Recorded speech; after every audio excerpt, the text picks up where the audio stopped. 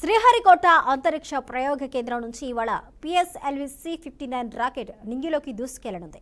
సాయంత్రం 4:08 ఇస్రో ఈ ప్రయోగం చేపట్టనుంది. ఈ రాకెట్ ద్వారా యూరోపియన్ స్పేస్ ఏజెన్సీకి చెందిన ప్రోభా 3 శాటిలైట్ ను నింగిలోకి చేర్చనుంది.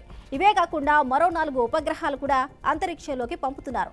భూమి నుంచి దాదాపు 60,000 కిలోమీటర్ల ఎత్తున ఉపగ్రహాలను ప్రవేశపెడుతున్నారు.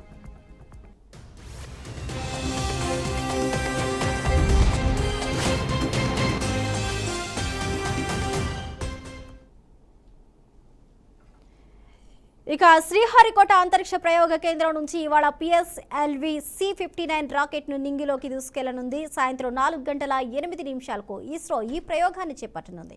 ఇదే అంశానికి సంబంధించి పూర్తి అప్డేట్స్ ను మా ప్రతినిధి విద్యాసాగర్ అందిస్తారు. విద్యాసాగర్.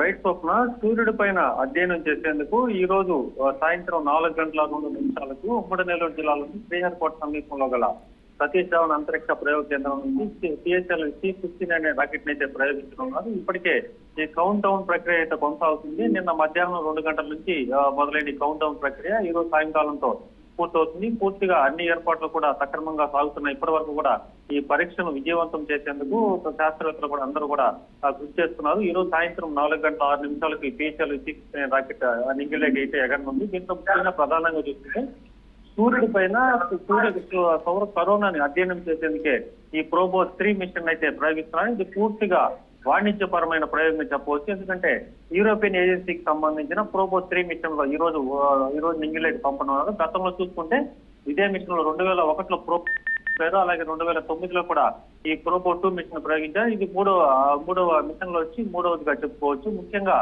దీంట్లో ఇది ప్రోబో మిషన్ లో 2 శాటిలైట్లు ఉంటాయి. ఒకటి వచ్చి ఓక్యులర్ స్పేస్ క్రాఫ్ట్ అంటారు, మరొకటి వచ్చి కరోనాగ్రాఫ్ స్పేస్ క్రాఫ్ట్ అంటారు. ఈ 2 ఉపగ్రహాలు కూడా నింగిలోకి వెళ్ళాక వాటి కక్షలోకి వెళ్ళాక విడిపోతాయి. విడిపోయినా కూడా సమన్వయంతో పనిచేస్తూ సూర్యుడి మీద అధ్యయనానికి అయితే ఉపయోగిస్తారు. ముఖ్యంగా చూసుకుంటే దీంట్లో ASPICS అనే పరికరం సూర్యుని లోపల బాహ్య కరోనా తీక్షణను అందిస్తుంది. దీంట్లో అమర్చిన 1.4 మీటర్ల డిస్క్ అనేది కరోనాకు సంబంధించిన పర్యవేక్షించేందుకు ఉపయోగిస్తుంది. ముఖ్యంగా డిజిటల్ అబ్సల్యూట్ రేడియోమీటర్ అనే ఒక యంత్రాన్ని కూడా దీంట్లో అమర్చారు. ఇది సూర్య శక్తిని నిత్యం కొలుస్తూ శాస్త్రవేత్తలకు ఎప్పటికప్పుడు కూడా తన సమాచారాన్ని అయితే అందిస్తుంటుంది. ముఖ్యంగా సౌర కరోనా అంటే ఏంటంటే సూర్యుని యొక్క వాతావరణం యొక్క వెలుపలి భాగాన్ని సౌర కరోనా అంటారు. ఇది సాధారణంగా సూర్యుని ఉపరితలం యొక్క ప్రకాశవంతమైన కాంతి ద్వారా దాగి ఉంటుంది. ఇది ప్రత్యేక పరికరాలు ఉపయోగించడం ద్వారా సూర్యుడు ప్రతిరోజు కూడా ఎంత మేర ఈ ఉష్ణోగ్రతలు వెలువడుతున్నారు, అలాగే ముఖ్యంగా సూర్యుని వల్ల భూమికి ఏమైనా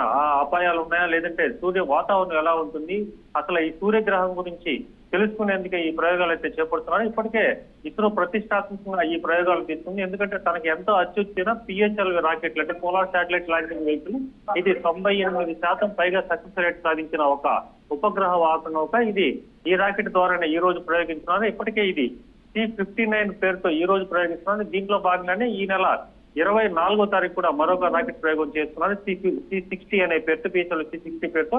మొత్తం మీద చూసుకుంటే సూర్యుని యొక్క అధ్యయనం, సూర్యుడి మీద సూర్య వాతావరణం ఎలా ఉంటుంది, ఖగోళ పరిస్థితులు ఎలా ఉన్నాయని చెప్పి ఈ ప్రయోగం చేపడుతున్నారు. ఇది సుమారుగా భూకక్ష నుంచి సుమారు 60,000 కిలోమీటర్లు పైకి వెళ్ళిన తర్వాత సూర్యుని యొక్క అధ్యయనంలో పాల్గొంటాయి, అధ్యయనం చేసేందుకు ఉపయోగపడతాయి. మొత్తం మీద చూసుకుంటే ఈ పిఎస్ఎల్వి C-59 రాకెట్ ప్రయోగం కోసం అంతా కూడా అంతర్జాతీయం కూడా ఎదురు చూస్తుంది. ఎందుకంటే ఇది వాణిజ్యపరమైన నౌక, అలాగే ముఖ్యంగా యూరోపియన్ యూనియన్ అంతా కూడా, ఎందుకంటే ఇప్పటికే నాసాతో పాటు అమెరికా, యూరోప్ దేశాల్లో కూడా చాలా అభివృద్ధి చెందిన అంతరిక్ష ప్రయోగాలు. కానీ భారతదేశం ఇలాంటి ప్రయోగం చేపట్టడం కూడా చాలా ఉత్కంఠ పరిస్థితులకు, ఎందుకంటే ఇది పూర్తి వాణిజ్య నౌక కాబట్టి ఈ వాణిజ్య నౌక కోసం ఇప్పటికే 200 యూరోలను ఖర్చు చేశారు. ఈ ప్రయోగం కోసం అన్ని సంసిద్ధమైన వేళ ఈ రోజు సాయంకాలం 4:06 నుంచి ఉమ్మడి నెల్లూరు జిల్లాలోని సతీష్ ధావన్ స్పేస్ సెంటర్ నుంచి రాకెట్ ప్రయోగం జరగనుంది. Right, thank you Vidyasagar.